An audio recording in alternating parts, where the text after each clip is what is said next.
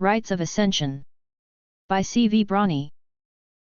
Parallel lines intersecting. Posters note. If you see ads on this video, it is from the website. I have not monetized this channel. And remember, if you like this video, go to the links and give the writer a upvote and the view count. End posters note. So, we're just supposed to sit here and watch him? Vigil nodded to Leon, his griffin counterpart. It's not what I expected to be doing when I got a task from Lady Sparkle herself, but apparently it's Princess Luna's very own pet, so I'm going to take it seriously. Also, well, look at him. The jet black cat sniffed the air for a second, then flopped onto his back with a little meow for good measure. He wiggled around on the blue carpet of the conference room, basking in the light coming in from the window. He's freaking adorable. Vigil put out his white hoof to provide belly rubs. He knew he was putting his fetlock at risk, but Neutrino was purring. Fortunately, the feline stretched and purred harder in response. It was not a trap, for once. Leon also gambled with his talons, giving him chin scratches. His fur is velvety soft, too. You can tell this is a well-cared-for pet. Makes me wonder how he got into that chariot. You mean the Catalpha? Vigil nickered. Yeah, I wonder that myself. Apparently this little guy is quite the escape artist, but he still got stuck in a drawer of all things. As Neutrino stood and arched his back, Leon switched to scratching the kitty's back. You'd think the night guard of all ponies would be able to keep track of a cat. Well, there's only so many of them, and I bet they're more concerned with bad guys than this little fella. Especially when he's this darn polite. In that case, you can watch him by yourself for a bit. Leon stood up and stretched into a yawn. I'm going to get some of your silly pony paperwork done. Vigil rolled his eyes and gave his right wing a solid flap. It's a pain, but record keeping is important for good government. I dunno. I think you guys go a bit overboard on it. Shouldn't have to put my name on every page. You want coffee? Vigil stopped petting Neutrino for a moment and turned his face upwards at the second floor's coffee station. Yeah, 2 creams. And a cruller. Okay, be back in a. Leon froze, leaned over, and looked behind Vigil. Where's Neutrino? Vigil's head snapped to the side. Other than a bit of black fur in the carpet, there was no trace of him there, or anywhere. Oh. Crumbs. Asterisk. You'd think we'd be used to this by now. Twilight twisted her body around in a vain attempt to stabilize in midair. Yeah, I had better get my wings soon. This is getting annoying. Lines and globs of magic were flying past her at absurd speeds, and didn't even have the decency to make a whoosh sound. Some of them hummed as they got close, however. She could see her companions had gotten free of their harnesses and were freely tumbling with her and the Catalpha. Before she could call out new orders, a light appeared before them, growing like an oncoming train. When the bloom overtook her, everything she could see scrambled into dots and came back together. They were still falling, and were at least a kilometer up in the air, but there was ground under them and it was very eager to meet her. Twisting, she pointed her horn at the chariot, and it fizzled. Crap! Something's interfering. Gonna try to force it. She lit her horn again, this time with far more magic, and teleported to the Catalpha's roof. With a kick, she changed its orientation to rotate it right side up. Her Pegasi slipped underneath and hooked themselves back into their places, then pulled up. The Catalpha, however, was still quite eager to meet the ground and kept falling with barely a budge. Twilight extended what was left of her shield back into the chariot's wards and pushed power into them. Kinetic dampening spells kicked back into life, and the Pegasi leveled the chariot out, finally coming to a landing at what felt to be just short of the sound barrier. The bumps from the ground tossed Twilight right off the roof and into a teleport-assisted tumble before skidding to a stop. After a dozen or so panting breaths, Rainbow finally shouted, "That was nuts." Twilight half rolled her eyes. "Yeah, wasn't sure how we were going to get out of. With the imminent merger with the ground cancelled, she could finally take a look at their surroundings. The sky was a rainbow smear, like oil in a puddle, flowing and swirling in the light of a bright sun. Giant clouds towered in the distance, their ice cream-like peaks melting into a waterfall of mist. As they stood and stared, low, wavy clouds rushed overhead, passing them by in seconds. The glimpse Twilight had when they were directly above her didn't look like sky or cloud, and instead looked as if she was looking up at the surface of the ocean from underwater. When the sun returned, she took in the landscapes. The area was still mountainous, but each appeared to be from a random biome. Desert, glacier, pine forest, deciduous forest, and grasslands were all represented. The strangely flat valley in between them and Underhoof was covered in short grasses poking out of maybe a couple centimeters of snow. Some areas had small blue flowers instead of grass, and they were in shadow despite there being nothing to provide the shade. White quartz jutted out of the ground in places, and each formation was easily the size of Canterlot Castle. "Welp," Rainbow chuckled, "I like the colors. So where the hell are we?" Cloudburner shrugged. "Don't look at me." Twilight flopped onto the ground and sucked in a giant breath. "All I know right now is that we're not where we were. Anything else needs more investigation." Rainbow giggled. "That's par for the course with us, I guess." Twilight took a long swallow, scratching the back of her throat with her tongue. "Actually, there is one other thing I can say off the bat. The sheer amount of mana that has to be involved with this is beyond comprehension. Orders of magnitude greater than what Celestia has. We're talking on the level of Discord. If something sentient is controlling this, we won't have a prayer without the elements."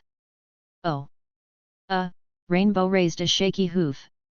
"But if it's spending all its energy on this place, could we tackle it, then? And what happens to us if it stops?" Twilight shook her head. "I have no idea. Again, more investigation. Let's make sure the Catalpha is airworthy, then start searching."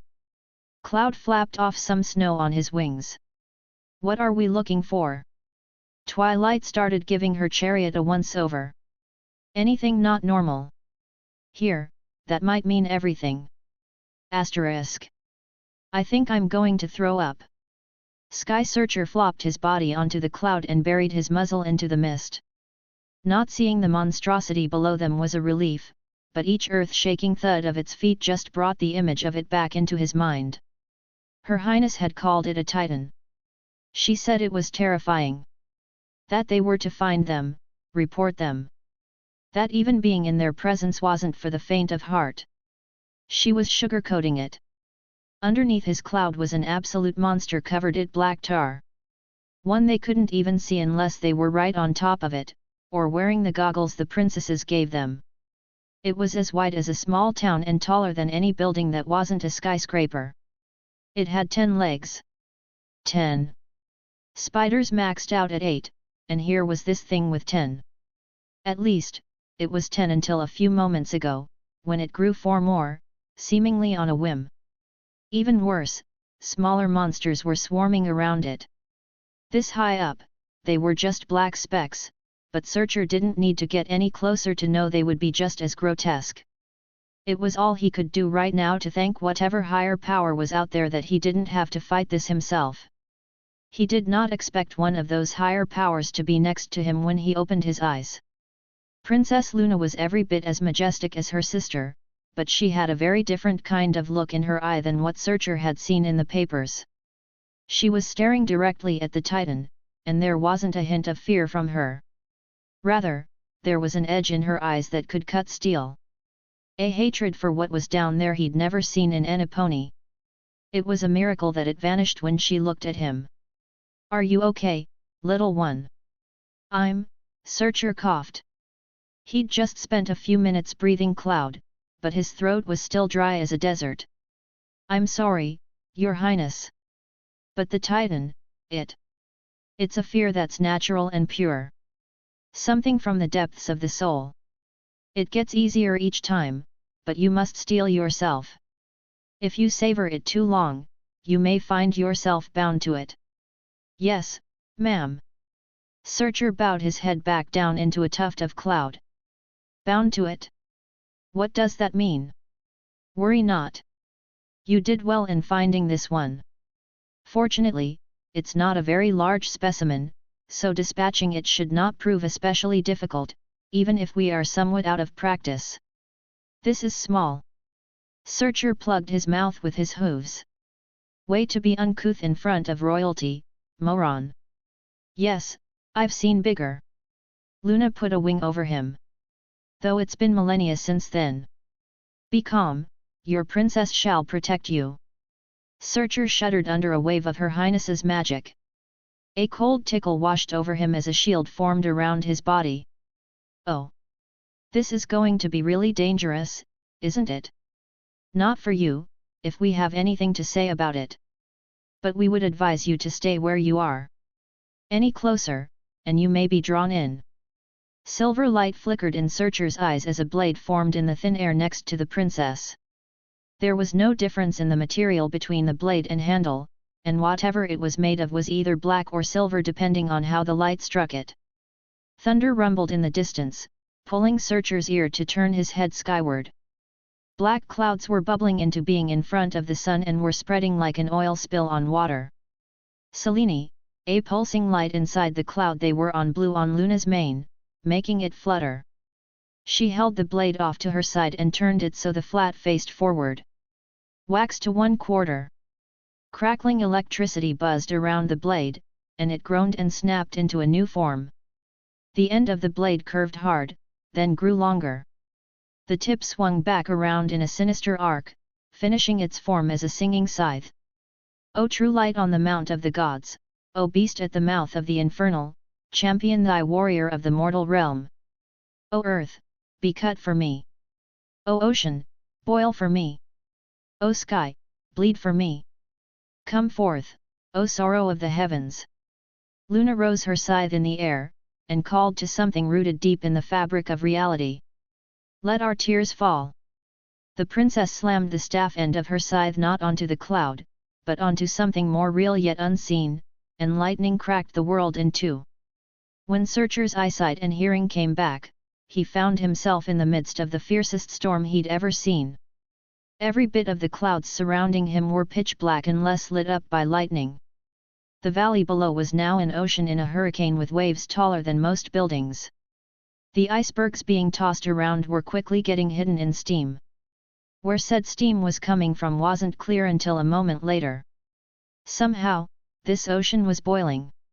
He was about to open his mouth to ask something, but Luna was already diving towards the Titan. Her first strike split the sea before carving into the monster. It left a gash in the thing's body, and black ooze was pouring out of it. The water was blackening as it dissolved whatever it was the Titan was made of. Then, Luna started to sing. The songs were all either sad or commanding, and none lasted more than one verse. Each time a new song started, some other cataclysmic spell hit the Titan and took a chunk out of it. Some of the bits on top of it regrew after being taken out. One of her spells had the Titan roaring a visible shockwave that nearly knocked Searcher clean off his cloud. After that, hundreds of little black dots swarmed over both the monster and the princess. Before long, they were all chasing her as she flew. She spun and twirled through the air, slicing the sky and blasting them and a piece of a nearby mountain away with a glittering aria. Drums and flutes reached into Searcher's ears and played directly on his heart. Her Highness's lyrics vibrated the very magic of the valley, warping and twisting the Titan into something even more wretched. Defiler of my realm, you are not welcome here. You that have no root, be mowed. You that have no heart, be betrayed. You that would dare threaten my love, be cleansed by my will. Rend, Selene. A scythe of light cut through the monster, freezing it in place. Moonlight cracked through the Titan's tar-covered body, growing and splitting it like glass before blowing it apart. Flecks of black shrapnel exploded outwards, carried by waves of light that spelled out the very words Her Highness used to vanquish the beast. One was heading for Searcher, but vanished into the ether long before reaching him. In moments, the new ocean vanished into nothing just like the Titan did. The icebergs stayed longer, but were also melting away before Searcher's eyes. Even the sky was clearing. Beams of sunlight warmed up his back the instant they managed to poke through the clouds. It wasn't until Luna had alighted on the cloud next to him that he realized his mouth had been open the entire time. She held out her scythe and almost sang, "Selene, Wayne to new." Selene glowed and bent, some parts turning into its original form and others bubbling away. When its light faded, it was back to what it was before the fighting started. Searcher swallowed. Holy! Luna put her ears back. There's nothing holy about Titans.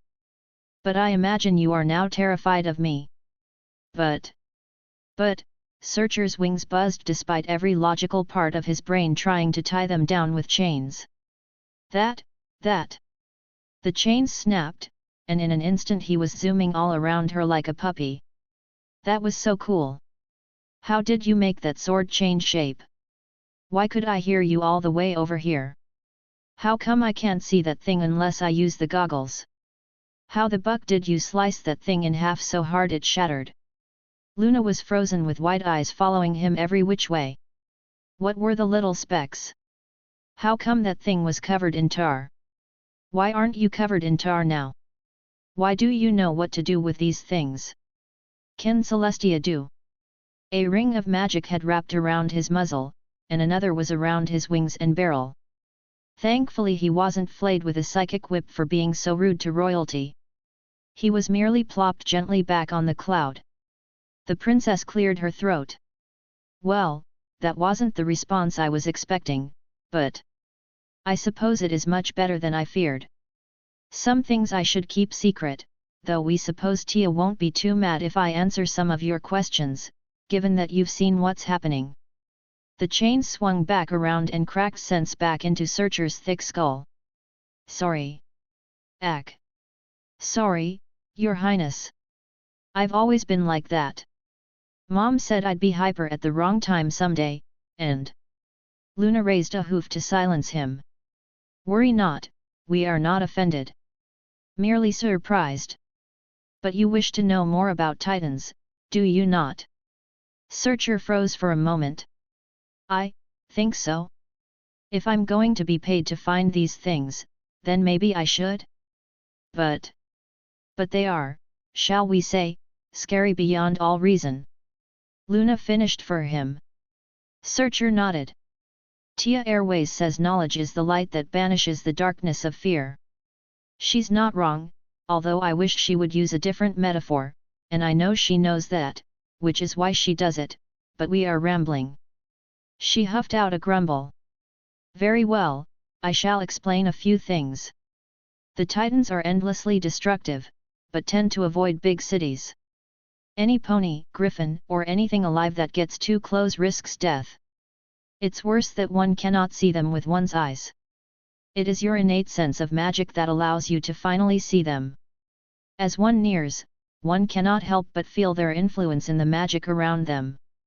When that feeling is strong enough, they become visible. Searcher's eyes darted around. But why? Luna waved at the valley below. Because they are not completely here. Here being our reality. They are other. From where, precisely, we do not know. But we know they occupy multiple planes, universes, simultaneously. Banishing them means crushing the bit of them that is tying them here. Killing them means pulling most of them to our side so our magic may burn away or dissolve them. The chains were rattling again. So cool. Luna blushed. Naturally, this only resulted in Searcher now thinking, alicorns can blush. The princess continued, these things are old. They have existed since before even my time. They were the same then as they are now. I've felled many over the centuries. More than once, it was only by luck that I was not consumed by them, though that was when I was first facing them. One needs a lot of magic to kill such a thing. Not so to banish one, but even that is still incredibly dangerous. Searcher's insides twisted around the feeling of both fear and excitement. And I have or get, actually to hunt these. Luna put a wing over him. You never have to. As was certainly told to you earlier, this is a voluntary job, with mandatory mental health checks. At any point you feel you can't handle it anymore, you may leave with honor. But yes, you do get to, if you want. Searcher didn't know if his face was one of terror or glee, but he definitely knew what to say to that. So cool. Asterisk. Flying in the weird place Twilight and crew found themselves in had proven interesting. Wind didn't behave the way the Pegasi were normally expecting. Their tribe had the innate ability to sense what nearby wind should do, and could adjust their wings and magic accordingly.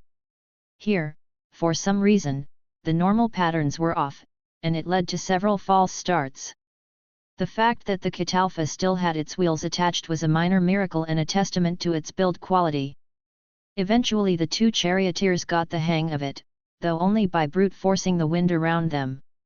This let them fly, but also tended to make the chariot swing left and right like some kind of demented carnival ride. After the fourth time having her head hit the interior of the chariot, Twilight decided to climb up to its roof and remedy this nonsense. If her guys could brute force the wind, so could she. She closed her eyes and took in a deep breath, holding it and listening to the air around her. She imagined Celestia's voice in her ear. Pretend you have wings. What would you do to the air? Air rushed towards her, ready to lift non-existent feathers. Instead, she forced it out to her left and right, ramming headlong into the crosswind. Finally, they were flying straight. Well, kind of straight. Twilight thought. The clouds overhead were tilted somewhat, and not in a uniform manner. One tower to her right was nearly horizontal, another was maybe tilted 15 degrees from the horizontal, and the rest were everything in between. The ground below them wasn't a lot of help, either. Hills, mountains, giant slopes, random flat areas, and all of them could be twisted or tilted while still being stitched together randomly. All sense of up was now tied to the horizon. This place is absolutely bonkers. Gilda grumbled as she flew alongside the chariot. What do we even do? Cloud chuckled over the radio. Take pictures. Twilight held up a hoof to stop Gilda from saying whatever retort was coming. Let's take Gilda's question honestly for a moment. I'm open to suggestions. Rainbow chimed in with, I'm with Gilda. No clue. After a sigh, Cloud agreed with the same, really. Twilight looked at a heavily tilted thunderhead in the distance and at the darkness under it. The deep blue tint wasn't in and of itself sinister beyond what a thunderstorm could do normally. At least, it wasn't until she noticed that the rain under it was also tilted. The other storm looked almost normal in comparison. Wait. As the bell rang in Twilight's mind, she darted her eyes to all the storms around them, checking each for tilt and any other features. As she did so, a wavy blanket of ultra-high, dense overcast clouds rushed over them at what had to be supersonic speeds. Weirder, the waves and troughs were not only deep, but followed a predictable sign pattern. As they passed, some swirls of instability formed at a specific spot before the front changed direction to move slightly more towards her right. Twilight tapped her hoof on the chariot. I got it. Let's go back to a standard we've followed before. This place is weird to the max, right? Yup. Obviously. It's no Discord takeover, but... yeah, still weird. Twilight shook her head. Nope. There's still a gradient. It's weirder that way. She pointed at the sideways storm. So that's where we're going. Hang on. Gilda landed on the chariot with a thump. We're going towards the weirdness? Wouldn't it make more sense to go away from it? Rainbow laughed. Ha! Yeah, right. Welcome to Twilight's Evening Guard, where weird is the standard. Besides, Twilight continued, looking up at Gilda. There's no reason to assume there's a regular exit. This thing followed us and looks bigger on the inside than out. We're likely dealing with some kind of folded or stretched space, which is honestly quite fascinating. Gilda furrowed her feathery brow. Fascinating? This. The Grand Mage ignored that and the chuckles from the Pegasi. What we need is answers. I'm thinking that we're more likely to find them in the deep weirdness, not the mostly normal. The biggest discoveries in science and magic come from what's unexpected. Gilda sighed. I suppose that's true. But, is it always like this? Twilight tilted an ear towards the griffin. What do you mean? What you do? I've heard some stories, but thought they were exaggerated. But you're taking this. Oh, by the way, this part of the world is literally getting twisted around like a pretzel thing in stride. Rainbow almost cackled. Ha! Please. At least this time it's not Twilight doing the twisting. What did you call that move you used on Farrier again? The Luminar Nova. It's named after the six-pointed star shape on my cutie mark. Shining and a number of ponies in my family have some variation of it. And yes, I used some light time travel in it, but that's nothing compared to. Gilda made a noise that could only be described as a bird choking on its own expectations given physical form. I'm sorry, what? Some light time travel. Time travel. Ponies can do that. Twilight nodded like she was reading a newspaper editorial. There are spells for it, yes. But they don't allow you to change past events. More importantly, they need a lot of skill and power to even move a few days out, and the magic itself will pull you back to your proper time within a few seconds. It's enough to, say, give your past self a warning about the future that ultimately causes that future. Gilda froze in silence for however long it took to turn off and restart her frontal cortex. Why do you sound like you're speaking from experience? Because I am. Trust me, it's usually not worth it. Even when I took out Farrier, there's questions there that'll keep me up some nights. Twilight turned to face Gilda, but kept her vision low. For instance, I got the idea to use time travel to simultaneously strike him when I saw myself emerging from the spell. But where did future me get the idea to go back? I created a paradox, in this case a bootstrap paradox, and I was fortunate it was a closed, stable one. I have no idea what would happen if it wasn't, which is why it's not a spell we typically use. Even Celestia admonished me for it, and she was right to. But then, what would have happened if I didn't follow through with the loop? It's enough to drive one mad if one thinks about it too long. Gilda looked over to a mountain range that was twisting around to be orthogonal to what was understood as down. And this isn't. Twilight allowed herself a smile. Not if I can figure it out. Rainbow, hit it. Author's note. Ugh. Things have been, ugh. Check the blog post for more.